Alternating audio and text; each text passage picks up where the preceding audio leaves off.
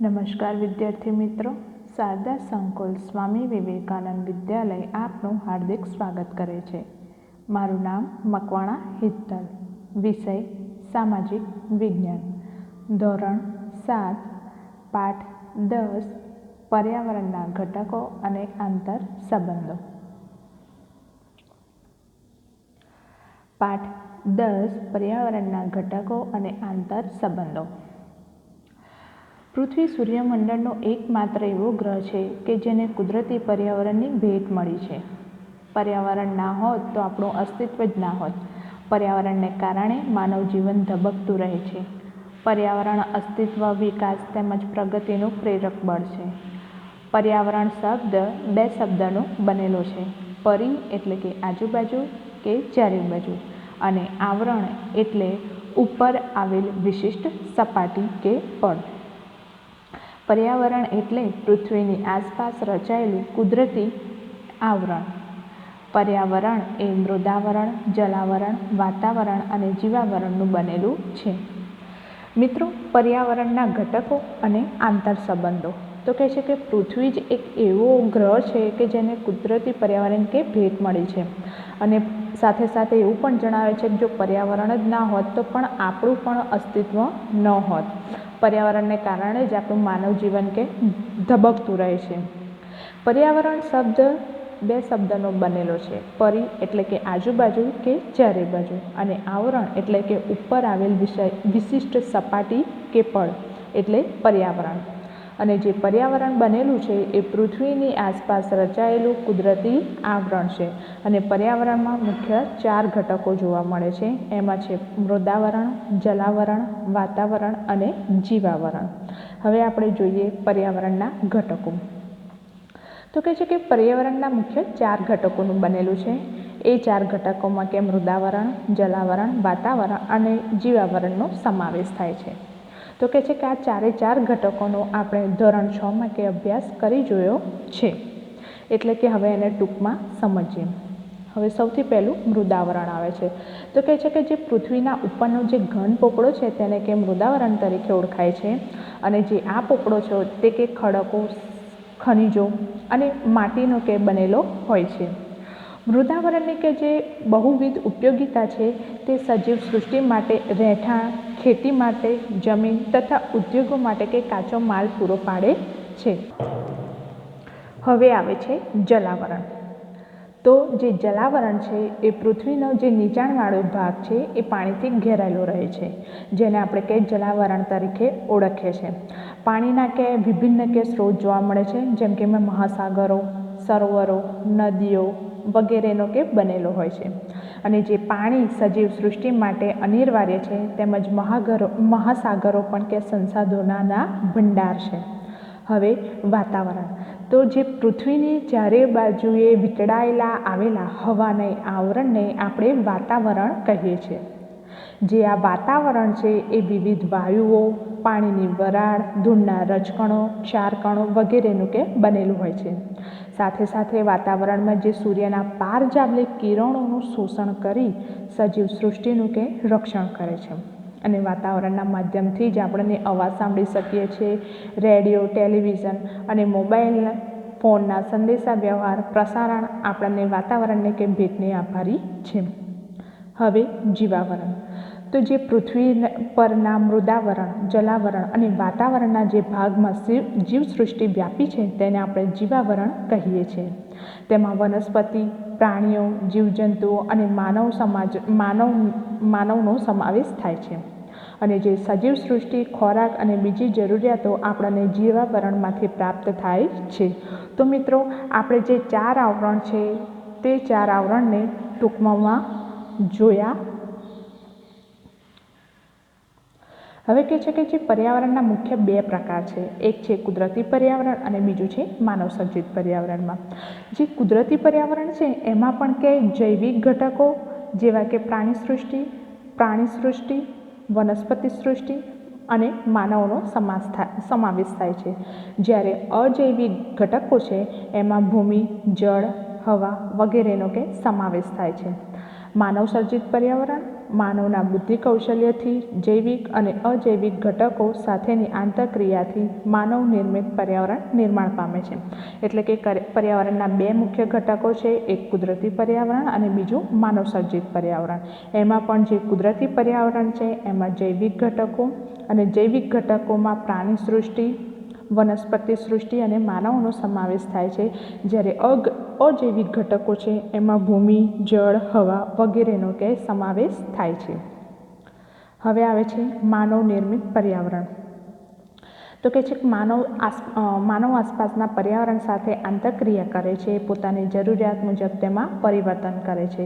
આદિકાળમાંથી કે મનુષ્ય ભટકતું જીવન જીવતો હતો અને પોતાની જરૂરિયાતો માટે પર્યાવરણને અનુકૂળ બનતો હતો અને તેના લીધે તેનું જીવન સરળ અને જરૂરિયાતો મર્યાદિત હતી.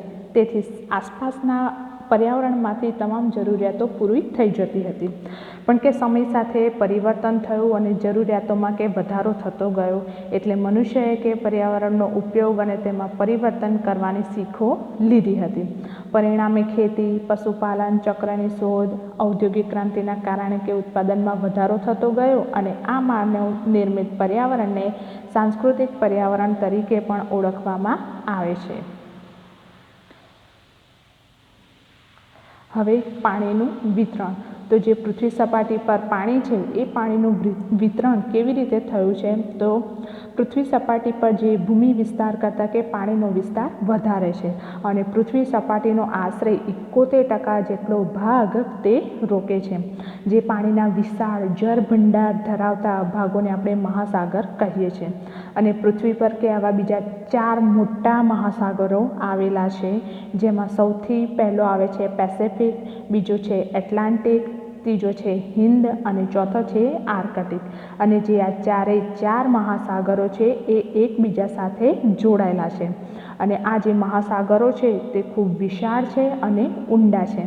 તેમાં જે પેસેફિક મહાસાગર છે તેમાં તો 10થી 11 કિલોમીટર જેટલી ઊંડી ખાઈ પણ આવેલી છે. હવે કહે છે કે જે પૃથ્વી સપાટીનું મોટા ભાગનું પાણી છે તે ખારું છે અને મુખ્યત્વે મહાસાગરો અને સમુદ્રમાં રહેલું છે. જ્યારે જે મીઠા પાણીના મુખ્ય સ્ત્રોત છે તે હિમશિખરો, ભૂમિગત પાણી અને મીઠા પાણીના સરોવરો, નદીઓ વગેરે છે. હવે સમુદ્રના મોજાં. તો કહે છે કે જે સમુદ્રના મોજાં જે વિવિધ પ્રકારના બળોથી ઉદ્ભવે છે એ સામાન્ય મોજાં સમુદ્રની સપાટી પર વાતા પવનોથી કે સર્જાય છે. જે વંટોળ કે વાવાઝોડાથી ઊંચા મોજાં ઉછળે છે એ આ મોજાં સમુદ્ર કિનારે પહોંચે ત્યારે તે ભારે નુકસાન કરે છે. હવે અહીંયા એવું કહેવામાં આવે છે કે જે સમુદ્રના મોજાં છે, તો કે જે સમુદ્રના મોજાં છે એ વિવિધ પ્રકારના બળોથી ઉદ્ભવે છે. જે સામાન્ય મોજાં છે એ સમુદ્રની સપાટી પરથી જે પવનો વાય છે એના લીધે સર્જાય છે. અથવા તો જે બીજા છે જે વંટોળ અને વાવાઝોડાથી જે ઊંચા મોજાં આવે છે એ જ્યારે સમુદ્ર કિનારે પહોંચે તો કે સમુદ્ર કિનારે કે ભારે નુકસાન પહોંચાડી શકે છે. હવે ભરતી અને ઓટ. તો કે છે કે દિવસમાં 2 વાર સમુદ્રની સપાટી સમયાંતરે ઊંચી ચડે છે અને નીચે ઉતરે છે. એટલે કે જે સમુદ્રની આ ચડ ઉતરની ઘટનાને આપણે ભરતી અને ઓટ કહે છે. એટલે કે ભરતીના સમયે સમુદ્રનું પાણી મોજા રૂપે કિનારા તરફ ધસી આવે, જ્યારે ઓટના સમયે સમુદ્રનું પાણી કિનારાથી સમુદ્ર તરફ પાછું ફરે છે.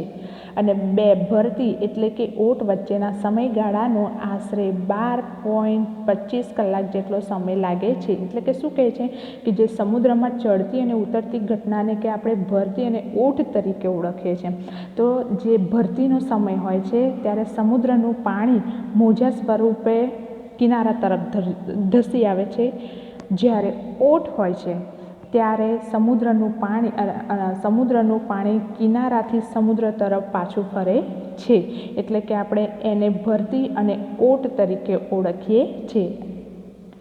હવે આવે છે તો કે સૂર્ય અને ચંદ્રના જે ગુરુત્વાકર્ષણ બળને કારણે પૃથ્વી પર ભરતી અને ઓટ આવે છે. એટલે કે સૂર્ય ચંદ્ર કરતાં દ્રવ્યમાનમાં ઘણો મોટો છે, પરંતુ ચંદ્રની સરખામણીમાં પૃથ્વીથી દૂર આવેલ છે. તેથી પૃથ્વી પર ચંદ્રનું ગુરુત્વાકર્ષણ બળ વધુ હોય છે અને પૃથ્વીના જુદા જુદા ભાગ સૂર્ય અને ચંદ્રની સામે આવે છે, માટે અલગ અલગ સમયે ભરતી ઓટ આવે છે.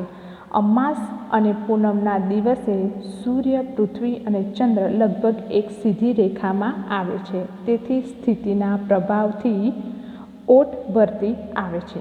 જ્યારે સુદ અને વદની મધ્યમના દિવસે ગુરુત્વાકર્ષણ ઘટતા ભરતી નીચી આવે છે. એટલે કે જ્યારે પૂનમ હોય છે ત્યારે ઓટ આવે છે અને જ્યારે અમાસ હોય છે ત્યારે ભરતી થાય છે. એમ આપણા ગુરુત્વાકર્ષણ બળને કારણે પણ સમુદ્રમાં ઓટ અને ભરતી જોવા મળે છે. હવે મહાસાગરીય પ્રવાહો. તો જે ધરતી પરની નદીઓની જેમ મહાસાગરોમાં પણ વિશાળ પાણીનો જથ્થો હજારો વર્ષોથી નિશ્ચિત દિશામાં વહે છે. આ પ્રવાહોને મહાસાગરીય પ્રવાહ કહે છે. આ પ્રવાહો ગરમ અથવા ઠંડા હોય છે. પ્રવાહોના ઉદ્ભવના કારણે સૂર્યશક્તિ, પવનો, સમુદ્રજન્ય ક્ષારતા અને પૃથ્વીનું પરિભ્રમણ મુખ્ય છે. મોટે ભાગે ગરમ પ્રવાહો વિષુવવૃત્ત તરફથી અને ઠંડા પ્રવાહો ધ્રુવો વિષુવ તરફ ગતિ કરતા હોય છે. હવે પર્યાવરણના ઘટકો વચ્ચેના આંતરસંબંધો. તો જે પર્યાવરણના તમામ ઘટકોમાં માનવ કેન્દ્ર સ્થાને છે. પર્યાવરણના જુદા જુદા ઘટકો કેટલાક ભૌતિક ચક્રોથી એકબીજા સાથે જોડાયેલા છે. આ ભૌતિક ચક્રો માનવીય પ્રવૃત્તિઓથી પ્રભાવિત થાય છે. મૃદાવરણમાં માનવી ખનિજ પ્રાપ્ત કરવા માટે ઉત્ખનન કરે છે. તે ખાડાઓમાં પાણી ભરાતા તે જલાવરણનો ભાગ બને છે અને વાતાવરણમાં તાપમાન વધતા જલાવરણમાં તો કહે છે કે પર્યાવરણના ઘટકોને આંતરસંબંધો. તો કહે છે જે આ પર્યાવરણ છે તેનો મુખ્ય ઘટક માનવમાં કેન્દ્ર સ્થાને છે. પર્યાવરણના કેટલાક જે જુદા જુદા ઘટકો છે તેમાં ભૌતિક ચક્રોથી એકબીજા સાથે જોડાયેલા છે. અને તેમાં જેમ મૃદાવરણમાં માનવી ખનિજ પ્રાપ્ત કરવા માટે ખોદકામ કરે છે, તે ખાડાઓમાં જ્યારે પાણી ભરાતા તે જલાવરણનો ભાગ બને છે અને જ્યારે વાતાવરણમાં તાપમાન વધતા એ જલાવરણમાં રહેલ પાણીનું બાષ્પીભવન થાય છે અને તે વાતાવરણમાં ભળે છે અને વાતાવરણમાં રહેલા ભેજનું ઘનીભવન થતાં વાદળો બંધાય છે અને વરસાદ થતાં તે પાણીના વહેવાથી મૃદાવરણ કે ધોવાય છે અને આ વિવિધ ભૂમિ સ્વરૂપો રચાય છે. આ ઉપરાંત માનવીની વિવિધ પ્રવૃત્તિઓ, કુદરતી પર્યાવરણના ઘટકોને કારણે જીવસૃષ્ટિ પરસ્પર જોડાયેલી રહે છે. હવે આવે છે પ્રદૂષણ. તો માનવ બી પોતાની બુદ્ધિશક્તિથી પર્યાવરણના વિવિધ ઘટકોના ઉપયોગ દ્વારા પોતાની જરૂરિયાતો સંતોષે છે. મહાત્મા ગાંધીએ કહ્યું છે કે આ માનવીય ગતિવિધિઓથી કુદરતી પર્યાવરણ દૂષિત થવાની ક્રિયા એટલે કે પ્રદૂષણ. એટલે શું કહે છે કે માનવીએ પોતાની બુદ્ધિશક્તિથી જે પર્યાવરણના વિવિધ ઘટકો છે એના ઉપયોગ દ્વારા કે પોતાની જરૂરિયાતો સંતોષે છે.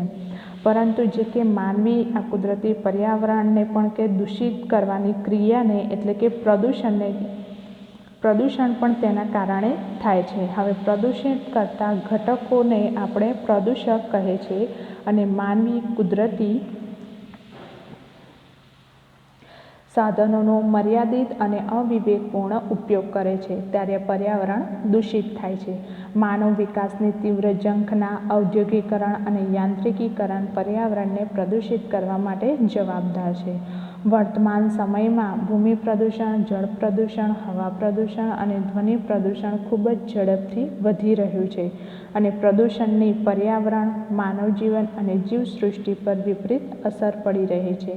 આપણે પર્યાવરણ પ્રદૂષણ, તેની અસરોને રોકવાના ઉપાયો વિચારીને પર્યાવરણ જાળવણી માટે સત્વરે પગલાં ભરવા જરૂરી છે. એટલે કે માનવીએ જે સંસાધનો છે તેને અમર્યાદિત અને અવિવેકપૂર્ણ એનો ઉપયોગ કરવાનો ચાલુ કર્યો, એના કારણે કે પર્યાવરણ દૂષિત થાય છે અને જે માનવીની વિકાસની જે ઝંખના છે એમાં ઔદ્યોગિકરણ, યાંત્રિકીકરણને કારણે એ પ્રદૂષણ માટે જવાબદાર છે.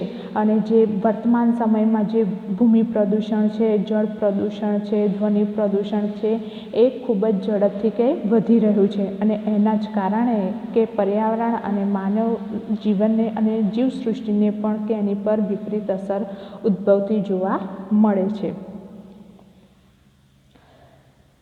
ભૂમિ પ્રદૂષણ, જે જમીનની ગુણવત્તા કે તેના પોષક ઘટકોમાં જે ફેરફારો થાય છે તેને ભૂમિ પ્રદૂષણ કહે છે. જમીન પ્રદૂષણ સહેલાઈથી અનુભવાતું નથી. વિશ્વભરમાં ભૂમિ પ્રદૂષણ સતત વધી રહ્યું છે. ઘર વપરાશનો ઘન કચરો કે પાણીનો નિકાલ, ફળદ્રુપ કે ખેતીલાયક જમીન પર ઉદ્યોગો સ્થાપવા, ઉદ્યોગોમાં વપરાયેલ દૂષિત પાણી ખુલ્લી જમીન પર છોડવું, ઉદ્યોગોનો ઘન કચરો જમીન પર ફેંકવો, ઉત્ખનનની પ્રવૃત્તિઓ, બાંધકામની પ્રવૃત્તિઓ, ખેતી માટે રાસાયણિક ખાતર અને અતિ સિંચાઈ અને જંતુનાશક દવાઓ વધારે પડતો ઉપયોગ તેમજ પ્લાસ્ટિકના ઉપયોગથી કે જમીન પ્રદૂષિત થાય છે. એટલે કે જમીન પ્રદૂષણ તો કહે છે કે જેમાં તેના પોષક ઘટકોમાં ફેરફારને કારણે કે ભૂમિ પ્રદૂષણ વધ્યું છે. અને જે સહેલાઈથી કે અનુભવાતું નહીં કે વિશ્વભરમાં કે ભૂમિ પ્રદૂષણ સતત ને સતત વધતું ગયું છે. જેમાં આપણા ઘર વપરાશનો જે ઘન કચરો છે તે, જે પાણીનો નિકાલ કરીએ છીએ તે, ફળદ્રુપ અને જે ખેતી લાયક જમીન છે તેના પર ઉદ્યોગો સ્થાપવા અને ઉદ્યોગોમાં જે દૂષિત પાણી ખુલ્લી જમીન પર છોડવામાં આવે છે તેના દ્વારા, અને જે ઉદ્યોગોમાં જે ઘન કચરો થાય છે તે જમીન પર ફેંકવા, અને જે ખોદકામની પ્રવૃત્તિઓથી, જે બાંધકામની પ્રવૃત્તિઓથી ખેતી માટે અને ખેતીમાં જે રાસાયણિક ખાતરનો ઉપયોગ થાય છે તે, જે જંતુઓને મારવા માટે દવાઓ વપરાય છે તેના કારણે કે વધારે ને વધારે કે ભૂમિ પ્રદૂષણ કે વધતું જોવા મળ્યું છે. હવે ભૂમિ એટલે કે પ્રદૂષણ, જમીન પ્રદૂષણ રોકવાના ઉપાયો.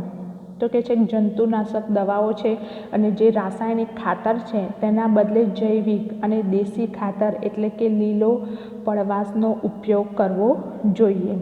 પછી કહે છે કે જે જંતુનાશક દવાઓ છે તેનો મર્યાદિત પ્રમાણમાં ઉપયોગ કરવો જોઈએ. જે ઘન કચરો છે તેને વર્ગીકરણ કરી તેનો પુનઃ ઉપયોગમાં લેવો જોઈએ. પછી કહે છે કે જે પ્લાસ્ટિક, ઘન કચરાનું રિસાયકલિંગ કરીને પુનઃ ઉપયોગ કરવો જોઈએ. જે ખેતીમાં ટપક અને ફુવારા સિંચાઈ પદ્ધતિનો છે તેનો ઉપયોગ કરવો જોઈએ. આ બધા જ ઉપાયો કરવાથી આપણે ભૂમિ એટલે કે જમીન પ્રદૂષણ રોકી શકીએ છીએ. હવે જળ પ્રદૂષણ. તો જળ જ્યારે તેના નિર્ધારિત ઉપયોગ માટે અયોગ્ય બને અને તેના બાહ્ય અશુદ્ધિઓ ભળે ત્યારે તેવા દૂષિત જળને આપણે જળ પ્રદૂષણ કહે છે. જો ગટરનું પાણી, ઉદ્યોગોથી પ્રદૂષિત પાણી, ખનિજ તેલ વાહક જહાજોમાંથી થતું ગળતર, ખેતીમાં વપરાતા રાસાયણિક ખાતરો અને જંતુનાશક દવાઓ વગેરે કે જળ પ્રદૂષણ માટે જવાબદાર છે. એટલે કે જે જળ પ્રદૂષણ છે તો એમાં જે તેનો નિર્ધારિત ઉપયોગ છે એ અયોગ્ય બને છે અને તેમાં જે બાહ્ય અશુદ્ધિઓ ભળે ત્યારે તેવા દૂષિત જળને આપણે જળ પ્રદૂષણ તરીકે ઓળખીએ છીએ. ગટરનું પાણી, ઉદ્યોગોનું દૂષિત પાણી, જે ખનિજ તેલ છે એ જહાજોમાંથી ગળતું પાણી, એના કારણે કે આપણે જળ પ્રદૂષણ જોવા મળે છે. હવે જળ પ્રદૂષણને અટકાવવાના ઉપાયો. તો કહે છે કે જે ઘર વપરાશ અને ઉદ્યોગોથી પ્રદૂષિત પાણીને શુદ્ધિકરણની પ્રક્રિયા કર્યા બાદ તેનો નિકાલ કરવો જોઈએ. પછી કહે છે કે જે શુદ્ધિકરણ પ્રક્રિયા સિવાય ગંદા પાણીના નિકાલ પર કડક નિયંત્રણો રાખવા જોઈએ. અને જે પાણીને પ્રદૂષિત કરતા પદાર્થોના વપરાશ પર કે અંકુશ રાખવો જોઈએ. આ ઉપાયોથી આપણે જળ પ્રદૂષણ થતાં અટકાવી શકીએ છીએ. હવે હવા પ્રદૂષણ. તો જે ઉદ્યોગો, મિલો, કારખાના, તાપવિદ્યુત મથકો વગેરે દ્વારા છોડવામાં આવતા ગેસ કે ધુમાડો વાતાવરણમાં ભળે છે અને તેને હવાનું પ્રદૂષણ તરીકે ઓળખવામાં આવે છે. તો જો આ હવા પ્રદૂષણ માટે હવામાં ઉડતા રજકણો જેવા કે બળતણ તરીકે વપરાતા કોલસાના રજકણો, કારખાના ધુમાડાથી કાર્બનયુક્ત રજકણો ભળે છે. અને આ ઉપરાંત પેટ્રોલ અને ડીઝલથી ચાલતા વાહનોમાં ધુમાડામાં રહેલા નાઇટ્રસ ઓક્સાઇડ, કાર્બન મોનોક્સાઇડ, બેન્ઝોપાયરિયા અને કાર્બન ડાયોક્સાઇડ જેવા હવાના પ્રદૂષકો ભળે છે. ખનન અને બાંધકામની પ્રવૃત્તિથી પ્રદૂષકો હવામાં ઉમેરાય છે. ખેતીનો ઘન કચરો સળગવાથી પણ હવાનું પ્રદૂષણ વધે છે. એટલે કે હવા પ્રદૂષણ તો જે ઉદ્યોગો છે, જે કારખાના છે, એ કારખાના ઉદ્યોગોમાં જેના દ્વારા જે ધુમાડો અને ગેસ છોડવામાં આવે છે તે વાતાવરણમાં ભળે છે. એના કારણે પણ આપણે હવા પ્રદૂષિત થાય છે. પછી કહે છે કે જે એ પ્રદૂષણમાં એ હવામાં ઉડતા કે રજકણો છે, બળતણમાં જે કોલસો વપરાય છે, કારખાનાના ધુમાડો, એમાં કાર્બનયુક્ત જેવા રજકણો ઉમેરાય છે. પછી કહે છે કે જે પેટ્રોલ અને ડીઝલથી જે વાહનો ચાલે છે એમાં એ ધુમાડામાં રહેલા કે કાર્બન મોનોક્સાઇડ છે, નાઇટ્રસ ઓક્સાઇડ છે, કાર્બન ડાયોક્સાઇડ છે જેવા વાયુઓ હવામાં ભળાતા હવાનું પ્રદૂષણમાં વધારો થતો જોવા મળે છે. હવે હવા પ્રદૂષણ રોકવાના ઉપાયો. તો કહે છે કે હવા પ્રદૂષણ રોકવા માટે સરકારે કાયદા બનાવી ચુસ્તપણે અમલ કરવો જોઈએ. પછી કહે છે કે જે ધુમાડો અને ઝેરી ગેસ ફિલ્ટર થાય તેવા સાધનોનો વિકસાવવા જોઈએ. જે કોલસા, પેટ્રોલ, ડીઝલ વગેરેનો જરૂર પૂરતો જ ઉપયોગ કરવો જોઈએ. હવે જે પ્રદૂષણ મુક્ત એવા CNG, PNG, સૌર ઉર્જા વગેરેના ઉપયોગને પ્રોત્સાહિત કરવા જોઈએ. જાહેર પરિવહનમાં મુસાફરી માટે લોકજાગૃતિ ફેલાવવી જોઈએ. જે વાહનો માટે PUCનો કડક અમલ કરવો જોઈએ. આ દરેક પ્રક્રિયા કરવાથી આપણે વાતાવરણને પ્રદૂષણ મુક્ત કરી શકીએ છીએ. ધ્વનિ પ્રદૂષણ. તો બિનજરૂરી વધુ પડતો અસહ્ય અવાજ એટલે કે ઘોંઘાટ. આ ઘોંઘાટને આપણે ધ્વનિ પ્રદૂષણથી ઓળખીએ છીએ. ઘોંઘાટ દરેક વ્યક્તિ માટે સાપેક્ષ હોય છે. હળવું સંગીત સાંભળનાર વ્યક્તિ માટે રોક સંગીત ઘોંઘાટ લાગે, જ્યારે રોક સંગીતના ચાહક માટે તે કર્ણપ્રિય હોય છે. કારખાનાઓમાં ચાલતા યંત્રો, વાહનોના કર્કશ અવાજ અને હોર્નનો અવાજ, સિનેમાગૃહ, ટીવીનો વધુ પડતો અવાજ ધ્વનિ પ્રદૂષણ વધારે છે. જેટ વિમાન અને યુદ્ધ વિમાનના કર્કશ તથા તીક્ષ્ણ ગર્જના, વિવિધ પ્રકારની સાઇરનનો અવાજ ધ્વનિ પ્રદૂષણમાં વધારો કરે છે. સામાજિક પ્રસંગે વપરાતા લાઉડસ્પીકરો, બેન્ડવાજા, ઢોલ નગારા, ડીજેનો અવાજ, ઉત્સવો અને ઉદ્ઘાટન પ્રસંગે કરવામાં આવતી આતિશબાજી, જાહેર કાર્યક્રમો, ચૂંટણીની રેલીઓ, જાહેરાતોનો અવાજ પણ ધ્વનિ પ્રદૂષણ કરે છે. એટલે કે ધ્વનિ પ્રદૂષણ તો કે બિનજરૂરી વધુ પડતો અસહ્ય અવાજ એટલે ઘોંઘાટ. તો કે આપણે મોટા ભાગે જોઈએ છે કે ઘોંઘાટ દરેક વ્યક્તિ માટે સાપેક્ષ હોય છે. અમુક જણને ધીમે સંગીત સાંભળવું ગમતું હોય છે, તો અમુક જણને મોટેથી સાંભળવું ગમતું હોય છે. પછી કહે છે જે કારખાનાઓ છે એ કારખાનાઓમાં જે યંત્રો ચાલતા હોય છે તેનો અવાજ, જે વાહનોનો મોટેથી હોર્ન વગાડે છે તે વધુ પડતો, ટીવીનો અવાજ, પછી જે વિમાનો છે, જેટ વિમાનો છે, યુદ્ધ વિમાનો છે, જે વિવિધ પ્રકારની સાઇઝનો અવાજ કરે છે, પછી જે સામાજિક પ્રસંગે જે લાઉડસ્પીકરો વગાડે છે, બેન્ડ બાજા, ઢોલ નગારા, ડીજેનો અવાજ અને જે ઉત્સવો અને ઉદ્ઘાટનોમાં જે જાહેર આતિશબાજી, જાહેર કાર્યક્રમો વગેરેને કારણે પણ ધ્વનિ પ્રદૂષણનું ઉદ્ભવ થાય છે. ધ્વનિ પ્રદૂષણથી માનવમાં બહેરાશ આવવી, માનસિક સ્વાસ્થ્ય ઉપર વિપરીત અસર, સ્વભાવમાં ચીડિયાપણું અને કાર્ય કરવાની ક્ષમતામાં ઘટાડો થાય છે. વધારે પડતા ઘોંઘાટથી પણ કીટકો અને જીવાણુઓ નાશ પામે છે. ધ્વનિ પ્રદૂષણ અટકાવવાના ઉપાયો. તો જે સિનેમાઘરો છે, જાહેર સભાગૃહોમાં ધ્વનિ પોષક યંત્રો અને પડદા લગાવવા જોઈએ. જે સામાજિક પ્રસંગે, ઉત્સવો અને ઉદ્ઘાટન પ્રસંગે વગેરેમાં બિનજરૂરી ઘોંઘાટ ટાળવો જોઈએ. પછી જે ઉદ્યોગો છે, વિમાન મથકોની આસપાસ વધારે વૃક્ષો ઉછેરવા જોઈએ. શાળાઓ, હોસ્પિટલો જેવા સ્થાપકો પાસે નો હોર્ન, સાયલેન્સર ઝોનનો કડક અમલ કરાવવો જોઈએ. ઉજવણીના કાર્યક્રમોમાં ફટાકડાનો ઉપયોગ ટાળવો જોઈએ. જે રેડિયો છે, ટેલિવિઝન છે, મોબાઈલ ફોન છે વગેરેનો અવાજ ધીમો રાખવાની ટેવ પાડવી જોઈએ. જે યંત્રો છે, વાહનોને સમયાંતરે સર્વિસ, રિપેરિંગ કરાવવા જોઈએ. માનવીની ઉપયુક્ત વિવિધ પ્રવૃત્તિઓથી જમીન, જળ, હવા અને ધ્વનિ પ્રદૂષણ થાય છે. આ ઉપરાંત કેટલીક પ્રવૃત્તિઓ જેવી કે અવકાશમાં છોડાયેલા ઉપગ્રહો, અવકાશયાત્રીઓએ આકાશમાં ત્યજી દીધેલ કચરો, કૃત્રિમ વરસાદ, છોડેલા વિવિધ રસાયણો, પરમાણુ શક્તિના ઉપયોગથી થતું કિરણોત્સર્ગી પ્રદૂષણ વગેરે પણ પર્યાવરણને અસર કરે છે. તેમજ કેટલીક કુદરતી ઘટનાઓએ આપત્તિઓ જેવી કે જ્વાળામુખી, ભૂસ્ખલન, ધરતીકંપ, પૂર પણ પર્યાવરણને પ્રદૂષણમાં વધારો કરે છે. અને પર્યાવરણ જાળવણી માટે અને પર્યાવરણને પ્રદૂષણથી બચાવવા માટે માનવી પોતે જ મક્કમ બનીને સંકલ્પ કરે એ જ આખરી ઉપાય છે.